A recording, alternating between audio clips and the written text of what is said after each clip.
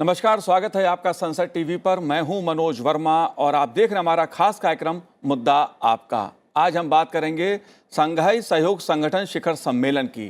प्रधानमंत्री नरेंद्र मोदी ने शुक्रवार को उज्बेकिस्तान के समरकंद में शंघाई सहयोग संगठन शिखर सम्मेलन में भाग लिया। इस सम्मेलन में प्रधानमंत्री नरेंद्र मोदी ने भारत की तेजी से बढ़ती हुई अर्थव्यवस्था का जिक्र किया। पारंपरिक चिकित्सा, ऊर्जा, खाद्य सुरक्षा और शंघाई सहयोग संगठन देशों के बीच परस्पर सहयोग, पर्यटन, संस्कृति और आपूर्ति जैसे मुद्दों पर खासतौर पे चर्चा की, उसका उल्लेख किया। एससीओ को इस समय दुनिया का सबसे बड़ा क्षेत्रीय संगठन माना जाता है। शंघाई सहयोग संगठन शिखर सम्मेलन में प्रधानमंत्री नरेंद्र मोदी के संबोधन के क्या मायने हैं? भारत के लिए शंघाई सहयोग संगठन शिखर सम्मेलन का क्या महत्व है? अंतर्राष्ट्रीय कूटनीति की दृष्टि से इस सम्मेलन को क्यों महत्वपूर्ण माना जा रहा है? मुद्दा आपका में इसी पे चर्चा करेंगे। इसके विभिन्न पहलुओं को समझने की कोशिश करेंगे अपने खास मेहमानों के साथ। पूर्व राजदूत अशोक सज्जनहार जी हमारे साथ जुड़े हुए हैं। अशोक जी, आपका बहुत बहुत स्वागत है संसद टीवी पर। साथ ही हम बात करेंगे लेफ्टिनेंट जनरल सेवानिवृत्त संजय कुलकर्णी जी से। संजय जी, आपका भी बहुत बहुत स्वागत है संसद टीवी पर। और हम बात करेंगे professor centre for east Asian studies SIS से श्रीकांत कोंडापल्ली जी से। श्रीकांत जी, आपका भी बहुत बहुत स्वागत है संसद टीवी पर। लेकिन शुरुआत अशोक जी मैं आपसे इस कार्यक्रम की करूंगा, क्योंकि SCO का ये शिखर सम्मेलन, शंघाई सहयोग संगठन देशों का ये शिखर सम्मेलन क्यों महत्वपूर्ण है, किस लिए महत्वपूर्ण है? क्योंकि इस सम्मेलन में दुनिया के कई ताकतवर देश भाग ले रहे हैं। आप कैसे देखते हैं शिखर सम्मेलन को? आप बिल्कुल ठीक कह रहे हैं मनोज जी। जो ये बहुत एक तो SCO है वो भारत के लिए बहुत ही महत्वपूर्ण है जी, क्योंकि SCO में 4 मध्य एशिया के देश आते हैं: उज्बेकिस्तान, कजाकिस्तान, किर्गिस्तान और तजिकिस्तान। ये हमें, जिससे हम कहते हैं, हमारा एक्सटेंडेड नेबरहुड है। इनके साथ हमारे बहुत पुराने ऐतिहासिक संबंध हैं, परंतु जब से उनको स्वतंत्रता मिली है 1991 के बाद, तो उसमें हमारा जो संबंध है उनके साथ इतनी तेजी से हम आगे नहीं ले जा पाए हैं, क्योंकि हमारा उनके साथ डायरेक्ट ज्योग्राफिकल कोई बॉर्डर्स नहीं मिलते हैं।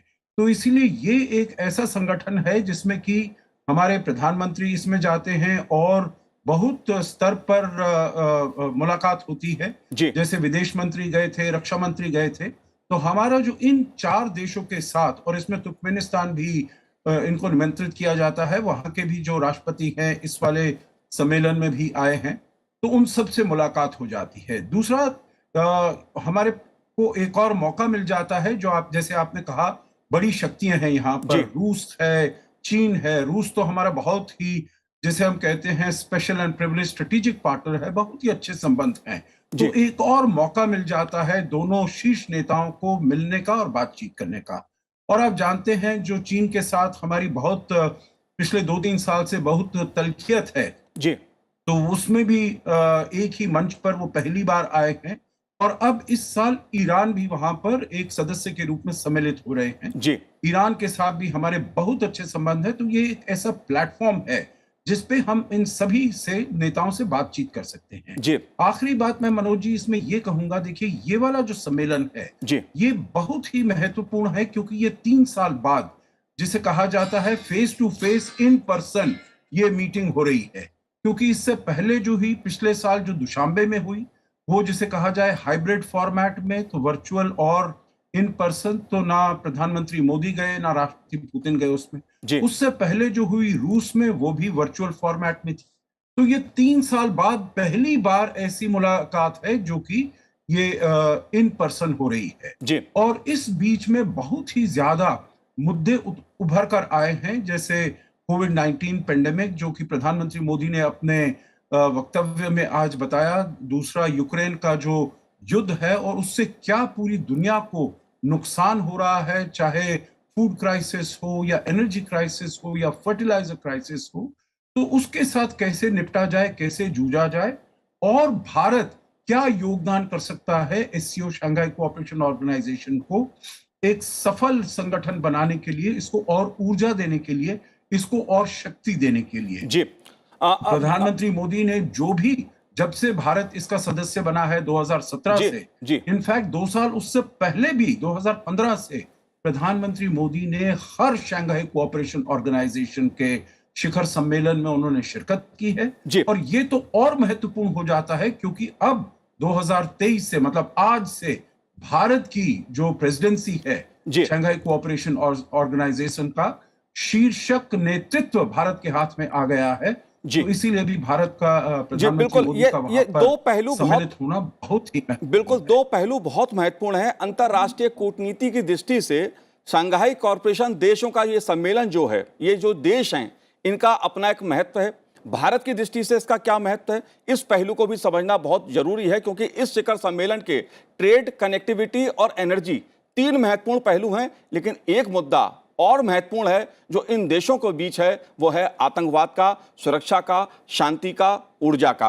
आप कैसे श्रीकांत जी इस पूरे मुद्दे को देखते हैं जब हम भारत की दृष्टि से एससीओ शिखर सम्मेलन की बात करते हैं, क्योंकि भारत के हाथ में अब लीडरशिप आ रही है, आप कैसे देख रहे हैं इसको? तीन चार मुद्दे मैं सोचता हूँ कि ये महत्वपूर्ण है भारत के लिए। अपना जो नेशनल इंटरेस्ट के पर्सपेक्टिव में एक आपने कहा है कि ऊर्जा के विषय पर, क्योंकि अभी महामारी के जो दौरान हमने देखा है कि $100 पर बैरल ऊर्जा का दाम निकल गई, इतना बढ़ गई। तो इससे बहुत सारे जो हमारे आर्थिक व्यवस्था के ऊपर बहुत नेगेटिवली असर पड़ा। और इसीलिए हम इस साल रूस से कुछ 35% डिस्काउंट से वहाँ से हमने बहुत सारा इंपोर्ट कर लिया था।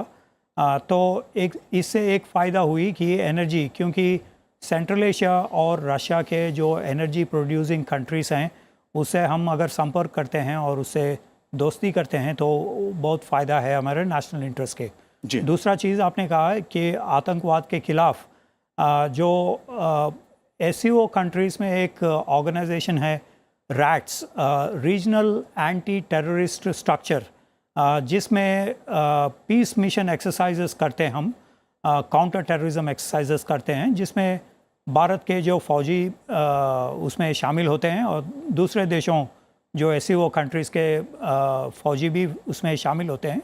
एक लो टू मीडियम स्केल पे होता है ये काउंटर टेररिज्म एक्सरसाइज, और इससे बहुत फ़ायदा है क्योंकि हमारा नेशनल सिक्योरिटी स्ट्रैटेजी में हमने कहा है कि क्रॉस बॉर्डर टेररिज्म हमारा नंबर 1 सिक्योरिटी चैलेंज है।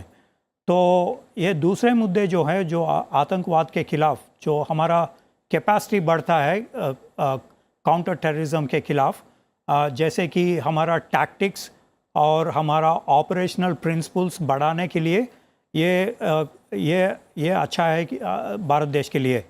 तीसरा जो international north south transport corridor, क्योंकि पाकिस्तान ने हमको अलाउ नहीं कर रहे हैं सेंट्रल एशिया में जाने के लिए, उसके ट्रांसपोर्ट लिंक करने के लिए, तो रूस और ईरान ने एक international north south transport corridor बनाया था। जैसे कि हम भारत देश ने चाबहार पोर्ट को हमने बिल्ड किया, तो इससे फ़ायदा ये है कि हम सीधा तुर्कमेनिस्तान के गैस ले सकते हैं इस ट्रांसपोर्ट कॉरिडोर से, या दूसरे जो सेंट्रल एशियन रिपब्लिक के जो ऑयल और गैस, इसमें भी हम फ़ायदा उठा सकते हैं जो ट्रांसपोर्ट कॉरिडोर से। चौथा चीज़ यह है कि इकोनॉमिक एंड ट्रेड रिलेशंस जी, बल्कि वैसे अभी तक हमारा जो इकोनॉमिक एंड ट्रेड रिलेशंस उतना ज़्यादा नहीं है। हमारा वाणिज्य पूरा कुल मिलाकर 30-40 बिलियन डॉलर का भी नहीं है। रूस का और सेंट्रल एशिया का भी अगर हम इकट्ठा करें तो इतना ज़्यादा नहीं है। तो हम सोच रहे हैं कि बहुत सारे एग्रीमेंट्स उनसे बना के हमारा जो फार्मास्यूटिकल कंपनीज़ या सॉफ्टवेयर इंडस्ट्रीज़ या जो मैन्युफैक्चरिंग सेक्टर के बारे में जो प्रधानमंत्री ने जिक्र किया आज, तो ये इकोनॉमिक एंड कल्चरल जो आर्थिक पहलू है, चूंकि प्रधानमंत्री नरेंद्र मोदी जी ने एससीओ शिखर सम्मेलन में इस बात का खास तौर पे उल्लेख किया है कि भारत किस तरह से उसकी अर्थव्यवस्था तेजी के साथ बढ़ रही है, भारत एक आर्थिक शक्ति के रूप में भारत उभर रहा है। लेकिन संजय कुलकर्णी जी, मैं आपसे समझना चाहता हूं इस बात को, क्योंकि एससीओ शिखर सम्मेलन में जो देश भाग ले रहे हैं, इसमें से 4 देश ऐसे हैं जो परमाणु हथियारों से संपन्न हैं, परमाणु शक्ति से संपन्न हैं, ऊर्जा से संपन्न हैं।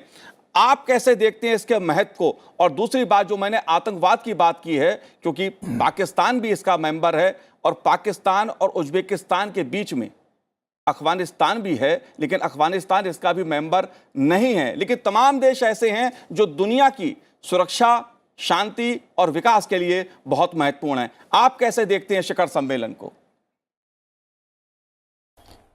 धन्यवाद मनोज जी।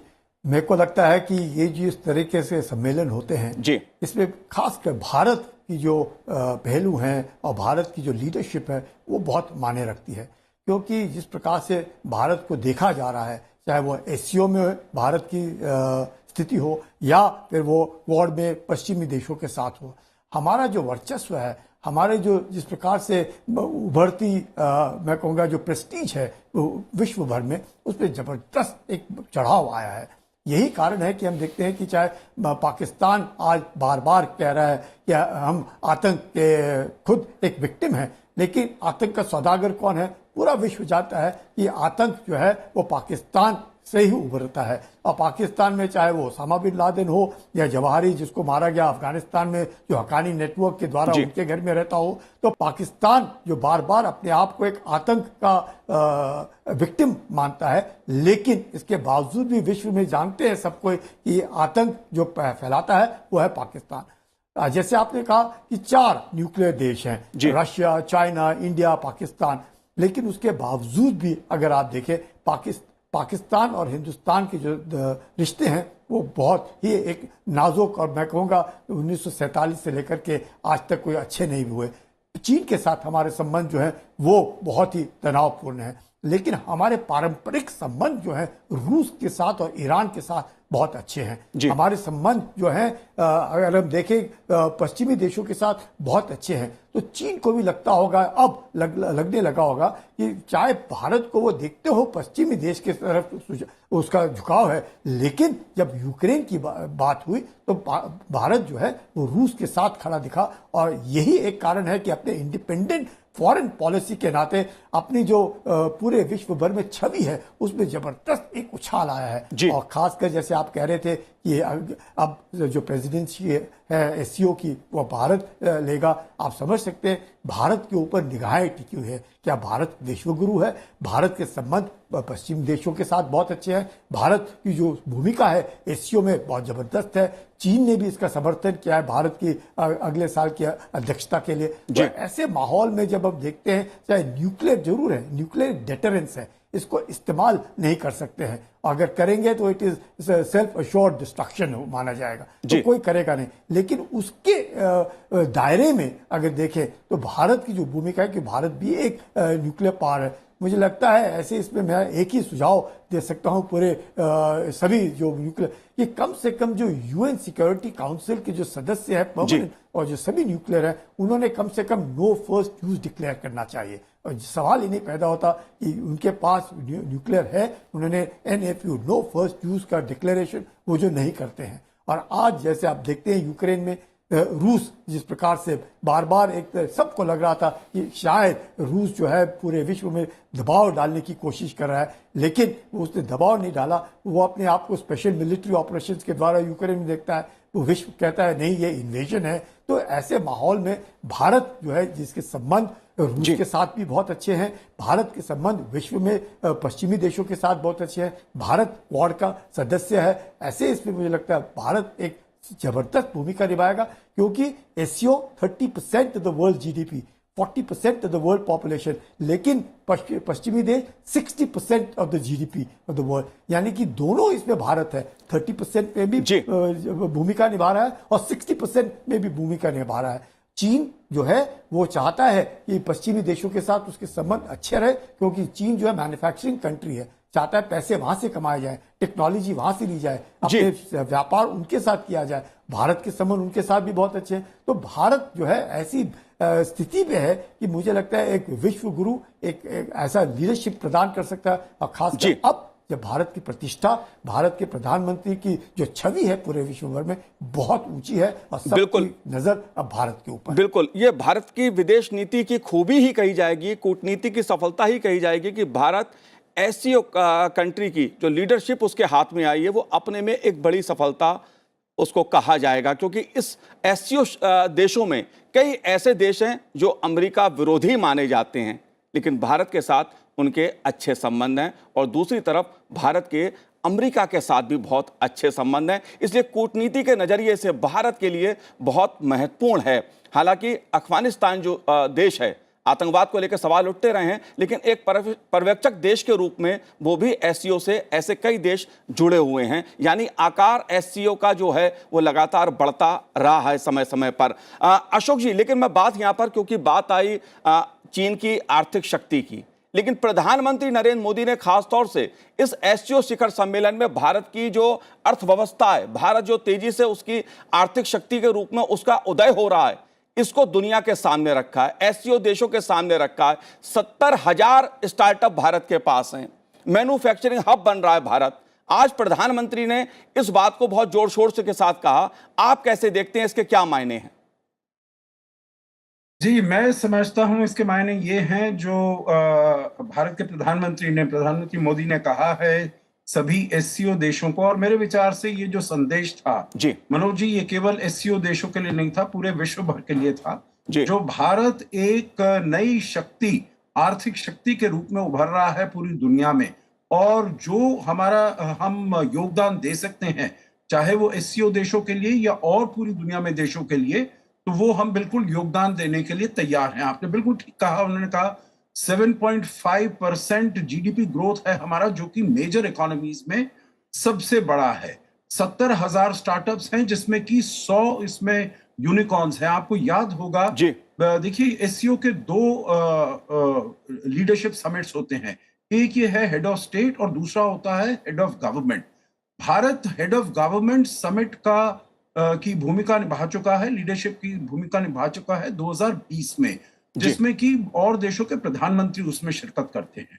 तब भारत ने बहुत ही नए नए इनिशिएटिव्स लिए थे, एमएसएमईज के लिए, यूथ इनोवेशन सेंटर्स के लिए, और इस बार भी भारत ने यही कहा है ट्रेडिशनल मेडिसिन को हम आगे लेकर जाएंगे। और जो पूरी दुनिया के सामने मनोज जी इस बारी चैलेंजेस हैं, ये कोविड-19 महामारी के द्वारा और रूस और यूक्रेन के युद्ध के बारे में, जो यहाँ पर जी बिल्कुल अशोक जी, लेकिन श्रीकांत जी, अगर बात में आर्थिक जो इसका पहलू है, आज प्रधानमंत्री नरेंद्र मोदी जी के संबोधन का, उसमें आर्थिक पक्ष पे खासा जोर था कि भारत आर्थिक दृष्टि से कितनी तेजी के साथ आगे बढ़ रहा है, कैसे मजबूती के साथ उसकी अर्थव्यवस्था आगे बढ़ रही है, मैन्युफैक्चरिंग हब भारत बन रहा है। साथ ही बात उन्होंने एक महत्वपूर्ण कही कि special working group on startup and innovation की स्थापना, और एससीओ देशों के लिए इसका एक तरह से उन्होंने ऑफर भी दिया। आप कैसे देखते हैं इस पहलू को? ये ज़रूरी है, क्योंकि महामारी के जो सप्लाई चेन डिसरप्शन हुई और जो अनएम्प्लॉयमेंट या इकोनॉमिक ग्रोथ रेट्स कम हुई बहुत सारे देशों में, ये दुनिया का जो इसमें नेगेटिव इम्पैक्ट हुई थी, जो कोविड-19 का जो महामारी, तो इससे निकलने के लिए हम अभी बहुत सारे देशों ने कुछ स्टिमुलस पैकेजेस कर रहे हैं। कुछ देशों ने ट्रेड पॉलिसीज़ के ऊपर, कुछ इंफ्रास्ट्रक्चर के ऊपर, कुछ मैन्युफैक्चरिंग के सेक्टर के ऊपर। तो इस स्टिमुलस पैकेज में भारत का जो आत्मनिर्भरता कैंपेन जो है, इससे हम चाहते हैं कि हमारा इकोनॉमिक ग्रोथ रेट्स बढ़ें और हमारा एम्प्लॉयमेंट भी बढ़े। तो हम एक रास्ता दिखा रहे हैं सभी देशों के लिए, जिसमें इकोनॉमिक ग्रोथ रेट्स बहुत कम हुई पिछले 2 साल में। बहुत सारे सेंट्रल एशियन रिपब्लिक्स, और अगर आप रशिया के बारे में देखें, चीन के बारे में भी देखें, चीन का इकोनॉमिक ग्रोथ रेट 3.3% होगी इस साल, तो बहुत कम है। हमारा कुछ 8% का एक एस्टिमेट है IMF के। तो ऐसे लगता है कि भारत एक डायरेक्शन दिखा रहे हैं कि ऐसे हम इकोनॉमिक ग्रोथ रेट्स भी बना सकते हैं।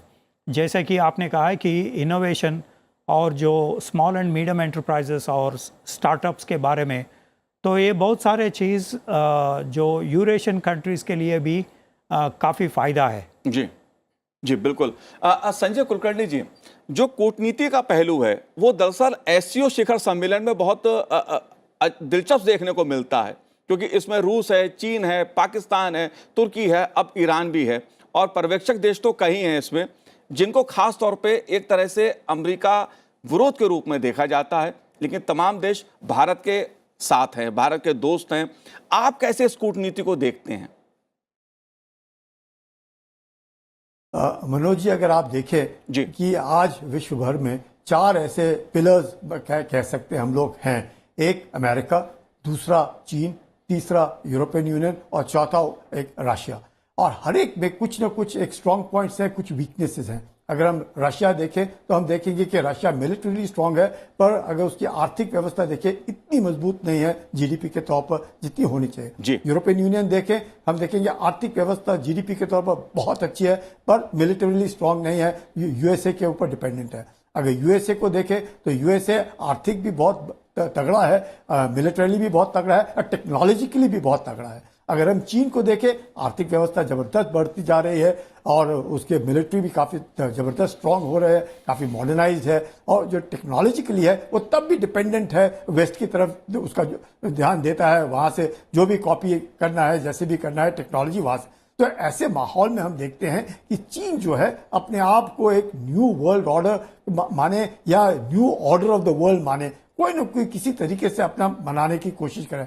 भारत जो है दोनों तरफ उसके जो संबंध हैं, चाहे वो वेस्टर्न वर्ल्ड के साथ हो, चाहे यूरोपियन यूनियन हो, यूरोपियन यूनियन के 27 देश सबके संबंध हमारे बहुत अच्छे हैं। नाटो की जो आर्मी है तकरीबन 14 लाख की फौज है नाटो की, हमारी भी तकरीबन उतनी है, चीन की हमसे ज्यादा है। तो ऐसे इसमें जब हम देखते हैं कूटनीति के तौर पर कि भारत जो है इसका पूरा का पूरा ऐसे क्रॉस रोड पे है भारत कि इसका पूरा फायदा, खासकर जब हमारी आर्थिक व्यवस्था बढ़ रही है, मिलिटरीली हम स्ट्रांग हो रहे हैं, डिप्लोमेटिकली पूरे विश्व भर में हमारी एक जबरदस्त मान है, एक मर्यादा है जिसकी तरफ से लोग देखते हैं, और प्रधानमंत्री की जो छवि है और भारत की जो छवि है उसके मद्देनजर मुझे लगता है आज ऐसा वक्त आ गया है कि भारत मैं कहूंगा एक रास्ता दिखा सकता है पूरे विश्व में। अगर शांति विश्व को चाहिए तो बहुत जरूरी है कि विस्तारवाद में ना लगे, आतंकवाद के बरखिलाफ सबके सब लड़े। भारत शुरू से कहता है,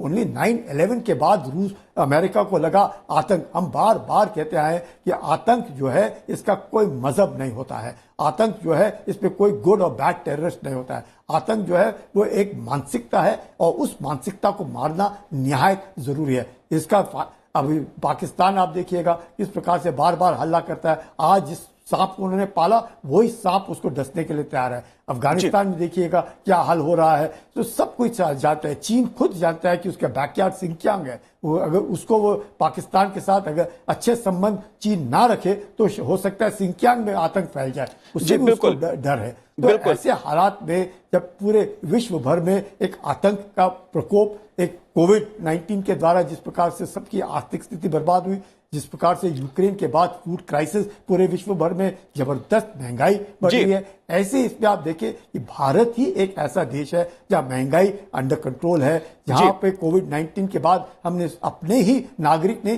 पूरे विश्व भर में दवाइयां भेज करके विश्व को बचाने की कोशिश की। तो जो लीडरशिप रोल है, जो भारत ने अपने आप को जो पुरानी एक सभ्यता के तौर पर दिखाने की कोशिश की, उसमें जरूर एक उछाल आया है। यही वजह है संजय कुलकर्णी जी। अशोक जी, मैं आपसे भी जानना चाहूंगा, क्योंकि पारंपरिक चिकित्सा की बात प्रधानमंत्री जी ने की, ऊर्जा की बात की, खाद्य सुरक्षा की बात की है प्रधानमंत्री जी ने अपने संबोधन में, और साथ ही प्रधानमंत्री नरेंद्र मोदी जी ने एक मुद्दा कनेक्टिविटी का उठाया है, क्योंकि जिस तरह से अफगानिस्तान में भारत ने मानवीय आधार पर जो मदद की अफगानिस्तान की, और उसमें पाकिस्तान ने जिस तरह से अड़ंगा लगाने की कोशिश की थी, उस मुद्दे को भी कहीं ना कहीं उठाया गया है। आप कैसे देखते हैं इस पहलू को, क्योंकि कनेक्टिविटी की बात हो रही है जो संघाई देश हैं उनके बीच में। जी, आप बिल्कुल ठीक कह रहे हैं मनोज जी। कनेक्टिविटी एक बहुत ही महत्वपूर्ण मुद्दा है इन सभी देशों के लिए, और इसमें भारत ने बहुत अच्छी पहल की है, क्योंकि मालूम है जो हमारे राजनीतिक संबंध नहीं है अफगानिस्तान के साथ जी, यहां तक कि 1 साल से ऊपर हो गया है, किसी भी देश ने अफगानिस्तान के साथ अपने राजनयिक संबंध नहीं स्थापित किए हैं, परंतु फिर भी जैसे आपने बिल्कुल ठीक कहा, मानवता के वजह से हमने वहां पर 50,000 टन वीट देने का, क्योंकि वहां पर मैल न्यूट्रिशन बहुत है, बच्चों में, औरतों में भूखमरी बहुत है। परंतु ये फिर पाकिस्तान ने इतने सारे महीने लगा दिए। पहले ये पाकिस्तान कहता रहा जो हमारे ट्रकों में ये सामान जाएगा, वहां पर वो ये बताने का प्रयास कर रहा था जो ये सहायता जो जा रही है अफगानिस्तान में, ये पाकिस्तान के द्वारा दी जा रही है, न कि भारत के द्वारा। परंतु फिर अफगानिस्तान की जो तालिबान सरकार है उन्होंने दबाव बनाया। तो इसीलिए प्रधानमंत्री मोदी का ये कहना जो कनेक्टिविटी के ऊपर बहुत ज्यादा जोर दिया जाए, क्योंकि कनेक्टिविटी से ही व्यापार बढ़ सकता है, आर्थिक सहयोग बढ़ सकता है, और इसी के द्वारा ये सभी जो देश हैं ये और आगे उन्नति कर सकते हैं, आगे प्रगति कर सकते हैं। और इसमें भारत ने बहुत बड़ा योगदान कर रहा है, चाहे वो चाबहार को निर्माण करते हुए या फिर international north south transport corridor.